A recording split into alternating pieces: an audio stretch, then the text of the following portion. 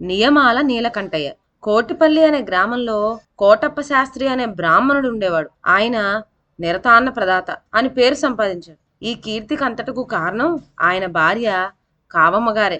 ఆమె కాశీ అన్నపూర్ణలాగానే విసుగు నసుగు లేకుండా ఎంతమందికైనా వండి వడ్డించేది. ఆ దంపతులకు సోమప్ప శాస్త్రి అనే కుమారుడున్నాడు. సోమప్పకు వియ్యమ్మ అనే అమ్మాయిని తెచ్చి పెళ్లి చేశారు. కోడలు కాపురానికి వచ్చిన కొత్తల్లోనే కావమ్మగారు తమ్ముని ఇంటి బారసాలకని పుట్టింటికి వెళ్ళవలసి వచ్చింది. వెళ్ళబోయే ముందు ఆమె కోడలతో, ఇంటికి వచ్చిన అతిథులకు శ్రద్ధగా వడ్డించాలి సుమా.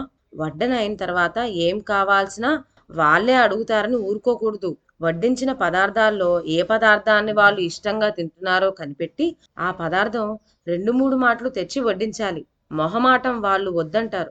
వద్దన్నారు కదా అని చక్కా పోకూడదు అని చెప్పి మరి వెళ్ళింది. కోటప్ప శాస్త్రి కావమ్మ గారు ఊరికి వెళ్ళిన మర్నాడే వారి ఇంటికి నిలపల్లి నుంచి నీలకంఠయ్య గారు వచ్చి అరుగు మీద జంధ్యాలు ఒడుకుతూ కూర్చున్న సోమప్ప శాస్త్రిని చూసి, అబ్బాయి, నాకీ రోజున భోజనం ఎక్కడ కుదురుతుంది అని గ్రామంలో వాకపు చేస్తే వాళ్ళు ఈ ఇల్లు చూపెట్టారు అన్నాడు. సోమప్ప లేచి, దయచేయండి, వంట ఆలస్యం లేదు అంటూ నూతి వద్దకు తీసుకువెళ్ళాడు. నీలకంఠయ్య స్నానం చేసి తడిగుడ్డ పిడిచి కట్టుకొని విస్తరం ముందు పీట మీద కూర్చొని మొహం నిండా, రొమ్ము మీద, భుజాల మీద వీబూది పెండకట్టు దిట్టంగా పెట్టి, అమ్మాయి, ఇంక వడ్డించవచ్చు అన్నాడు.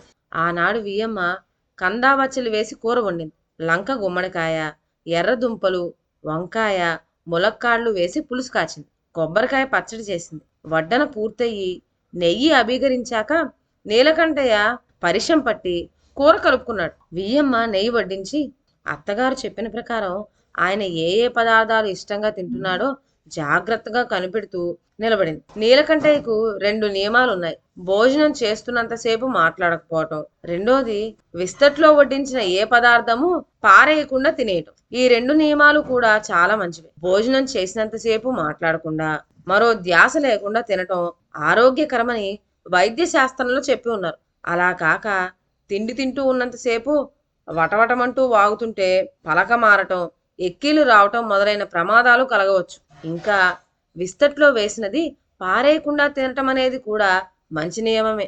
కొందరి విస్తల్లో తిన్న పదార్థాల కన్నా పారివేసే పదార్థాలే కావాల్సినంతే వేయించుకొని తినటం మంచిదంటే ఎవరు కాదనగలరు. ఈ 2 నియమాలను తండ్రి చెప్పిన ప్రకారం నీలకంఠయ్య పాటించుతూ వచ్చాడే కాని అవి ఎందుకోసం ఏర్పరిచారో అతడెన్నడూ ఆలోచించలేదు. భోజన సమయంలో తండ్రి మాట్లాడకూడదన్నాడు గనక పరిశం చేసినది మొదలు ఉత్తర పోషణ పట్టే వరకు మౌనంగానే ఉండేవాడు. విస్తట్లో వడ్డించినదేది పారేయకూడదన్నాడు కాబట్టి పదార్థాల్లో పొరపాటున వచ్చిన మసిబొగ్గులు, బెడ్డలు, చిల్లి పెంకులు అవి ఏరి పారేయవలసినవి కూడా మింగేసేవాడు. అతని మూర్ఖత్వం చూసి అతని భార్య ముందుగానే బొగ్గులు, రాళ్ళు మొదలైనవి ఏమీ రాకుండా తీసేసి మరీ వడ్డించేది. అంతేకాదు, కూరల్లో పోపుకని వేసిన మిరపకాయ ముక్కలు ఏరేసి మరీ వేసేది.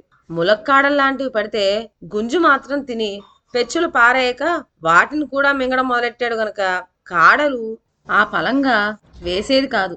ఆ కాడల్లోని గుజ్జు మాత్రం గోటితో గీరి వడ్డించేది. ఈ విధంగా ఆమె తన తెలివితేటల వల్ల భోజనంలో అతనికే ఇబ్బంది రాకుండా చూసుకునేది.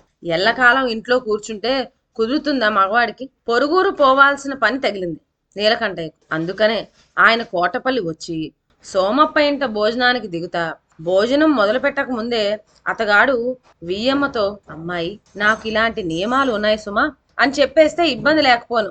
కానీ నీలకంఠయ్య ఆపాటి తెలివైనవాడు అవుతేగా. నీలకంఠయ్య సంగతి గాని అతని నియమాల మూర్ఖత్వం గాని తెలియని వియ్యమ్మ కూర వడ్డం చేసి చూస్తూ నిలబడింది. నీలకంఠయ్య నోరెత్తకుండా అలాగే అతి కష్టం మీద బచ్చల కాడలు పిప్పి మిరపకాయ ముక్కలు మింగేశాడే కాని నియమం మాత్రం వదులుకోలేదు. నీలకంఠయ్య మూర్ఖత్వానికి ఇప్పుడు వియ్యమ్మ అమాయకత్వం తోడైంది. అతగాడు బచ్చల కాళ్ళని పిప్పి కూడా వదిలేయకుండా నమిలి మింగటం చూచి అతనికి బచ్చల కాళ్ళంటే మహా ఇష్టం అనుకుంది. గబగబా వెళ్ళి కూరలో ఎక్కడెక్కడ ఉన్న కాడలు ఏరి తెచ్చి నీలకంఠయ్యను అడగకుండానే అతని విస్తట్లో పడేసింది. అతడు నిర్ఘాంతపోయాడు. ఆమె అదంతా మొగమాటమే అనుకొని, పర్వాలేదు, కొంచెమేగా వేశాను, తినండి అంది. బాధపడుతూ దిక్కులు చూస్తూ కాడ తర్వాత కాడ తీసుకొని సమూలంగా తినేశాడు నీలకంఠయ్య. రెండో మాట వేసిన కాడలు కూడా అతడు తినేయటం చూసి వియ్యమ్మ మళ్ళీ పల్లెం వద్దకు వెళ్ళింది. అది గ్రహించి నీలకంఠయ్య హడిలిపోయి ఆమె విస్తరి దగ్గరికి రాకపూర్వమే చేతులు తల విస్తరికి అడ్డంగా పెట్టి వద్దు అని తెలపటానికి తల ఊపుతూ 5 నిమిషాలు అట్టే ఉండిపోయాడు. అప్పటికి అనుకున్నదేమో తన మనసులో, నిజంగా అతను మొహమాట పట్టం లేదు అని. బచ్చల కాడలు పిప్పి మింగినప్పుడల్లా గొంతుకు దిగక నీలకంఠయ్యకు నీళ్లు తాగవలసి వచ్చేది. అందుచేత మొదట వడ్డించిన అన్నమే ఇంకా ఉంది. పులుసు ముక్కలు, కొబ్బరి పచ్చడి, మా మాట ఏమిటి అంటూ అతన్ని పలకరించాయి. ఆ ముక్కలు ఉత్తవి తినేసి, ఆ పచ్చడితో కొంత, మజ్జిగతో కొంత ఆ అన్నం తినేసి నియమం చెడకుండా లేచిపోదామని నిశ్చయించుకున్నాడు. కానీ అంతలోనే పులుసు ముక్కల్లో 3 ములక్కాడలు కనిపించాయి. పిప్పితో సహా ములక్కాడ ముక్కలు 3 తినేశాడు. తర్వాత పచ్చడి కలుపుదామని అన్నం ముందుకు తీసుకునేటప్పటికి వియ్యమ్మ పులుసు రాచిప్ప గరిట పట్టుకు చక్కా వచ్చింది. 3 గరిటెలు పులుసు పడింది. ఇంకొక గరిటండి అంది. విస్తట్లో పడ్డ 3 పుంజీల ములక్కాడలు చూసేటప్పటికి నీలకంఠయ్యకు కళ్ళమ్మట నీళ్లు గిర్రని తిరిగినాయి. ఏమీ చేయడానికి తోచక ఎడం చేత్తో దబదబా నెత్తి బాదుకోవడం మొదలెట్టాడు. అంతవరకు తలెత్తకుండా భోజనం చేస్తున్న సోమప్ప నీలకంఠం కేసి చూసి నీరైపోయాడు. ఏమిటి బాబు అని అడిగేశాడు. కానీ సమాధానం లేదు. ఏమీ అర్థం కాక సోమప్ప వియ్యమ్మ వంక చూశాడు. ఆమెకు మాత్రం ఏం తెలుసు, ములక్కాడలు ఇష్టంగా తింటున్నారు కదా అని మిగల్చకుండా ఉన్న కాళ్ళన్నీ వేసేశాను అంది వియ్యమ్మ. వేస్తే ఇష్టమంటే తినవచ్చు, లేకపోతే పారేయవచ్చు. ఈ మాత్రం దానికి నెత్తి బాదడం, కళ్ళ నీళ్లు పెట్టుకోవడం ఎందుకు అని అనిపించింది సోమప్పకు. బాబు, అక్కర్లేకపోతే వదిలిపెట్టేయండి, దానికేం అన్నాడు. నీలకంఠయ్య సోమప్ప కేసి తీక్షణంగా చూశాడు. ఇలా ఎందుకు చూస్తున్నాడో తెలియలేదు సోమప్పకు. ఎందుకైనా మంచిదని భార్యతో, వారిని అడగకుండా ఇంకేమి వేయకు, కావాల్సినదే తీసుకువచ్చి వడ్డించు అన్నాడు. నీలకంఠయ్య ఒక్కొక్క ములక్కాడ నమిలి మింగేటప్పటికి చాలాసేపు పట్టింది. ఈయన పిప్పి కూడా మింగేస్తున్నాడేమిటి అని సోమప్ప ఆశ్చర్యపోయాడు. కానీ ఏమంటే ఏం వస్తుందో అని ఊరుకున్నాడు. తరువాత పచ్చడన్నం కలుపుకొని తిని మిగతా అన్నం తీసుకున్నాడు. మజ్జిగ పోయమన్నారా అని అడిగి ఆయన పొయ్యండి అని సైగ చేశాకనే వియ్యమ్మ మజ్జిగ వడ్డించింది. నీలకంఠయ్య పొట్ట నీటితో నిండి ఉండటం చేత ఆ మజ్జిగన్నం బలవంతంగానే మింగవలసి వచ్చింది. ఎలాగో ఆఖరి ముద్ద కూడా మింగేసి లేచి వెళ్లి పెరట్లో చేయి కడుక్కున్నాడు. కానీ ఆ పోవని భోజనం అవటం చేత అతడు తిన్నదంతా బచ్చలి పిప్పి మిరపకాయలు సహా వెళ్ళిపోయింది. నీలకంఠయ్య ఆ దంపతులను తిడుతూ లోపలికి వచ్చి, ఇంక మీ గడప ఎన్నడూ తొక్కను అన్నాడు. బాబు, మా వల్ల జరిగిన అపరాధం ఏమిటి? మీరు పిప్పితో సహా తినేశారు ఎందుచేత? ఎన్ని విధాలుగా బ్రతిమాలినా బదులు దయచేశారు కాదేమి అని సోమప్ప వినయంగా అడిగాడు.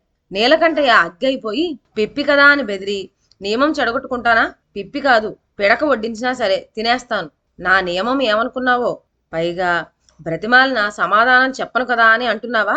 నువ్వు బ్రతిమాలటం కాదు, అరిచి చచ్చినా సమాధానం చెప్పను. భోజన కాలంలో మాట్లాడి నా నియమం చెడగొట్టుకోమంటావా అంటూ గుమ్మం దిగి వెళ్ళిపోయాడు. కోపదారంలో నీలకంఠయ్య అన్న ఈ మాట వల్ల ఆయనకు భోజన సమయం ముందు 2 నియమాలు ఉన్నట్లు, వాటిని తన భార్య గ్రహించలేకపోయినట్లు సోమప్పకు వెంటనే అర్థమైంది. కానీ నీలకంఠయ్య అనవసరంగా బాధపడినందుకు అతను చాలా విచారించాడు. ఇదండి వాళ్ళ కథ. మరొక మంచి కథతో నెక్స్ట్ వీడియోలో కలుద్దాం. అంతవరకు సెలవు. నా ఛానల్లోని కథలు మీకు నచ్చినట్లయితే నా ఛానల్ను లైక్ చేసి సబ్స్క్రైబ్ చేయండి. షేర్ చేయటం మర్చిపోవద్దు. కొత్త కథల నోటిఫికేషన్ కోసం బెల్ ఐకాన్ ప్రెస్ చేయండి. Thank you.